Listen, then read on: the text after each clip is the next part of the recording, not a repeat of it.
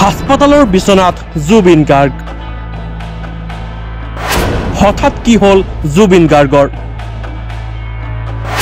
আকৌ অসুস্থ হ'ল নেকি কণ্ঠশিল্পীগৰাকী? হাসপাতালত চিকিৎসাধীন অৱস্থাত দেখা গ'ল জুবিন গাৰ্গক। অসমৰ ৰাইজৰ হিয়াৰ আমঠু কণ্ঠশিল্পী জুবিন গাৰ্গ।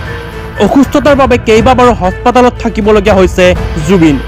প্ৰতি মুহূৰ্ততে জুবিন সুস্থ হৈ থকাৰ কামনা অসমীয়াৰ। ইয়াৰ মাজতে ভাইৰেল এখন বিশেষ ফটো। ফটোখনত হাসপাতালৰ বিছনাত চিকিৎসাধীন অৱস্থাত দেখা গৈছে জুবিন গাৰ্গক। ফটো দেখি চিন্তিত হৈ পৰিছে অনুৰাগীসকল। হেল্থ চিটি হস্পিতালত জুবিন গাৰ্গ। আকৌ কিবা হ'ল নেকি কণ্ঠশিল্পীগৰাকীৰ?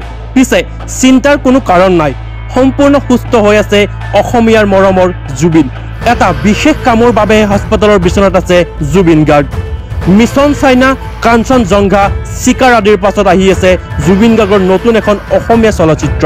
ছবিখনৰ দৃশ্যগ্ৰহণৰ বাবেহে হাসপাতালৰ বিছনাত এনেদৰে দেখা গ'ল মৰমৰ জুবিন গাৰ্গক। নিউজ ডেস্ক ৰিপৰ্ট, এনি টক্স।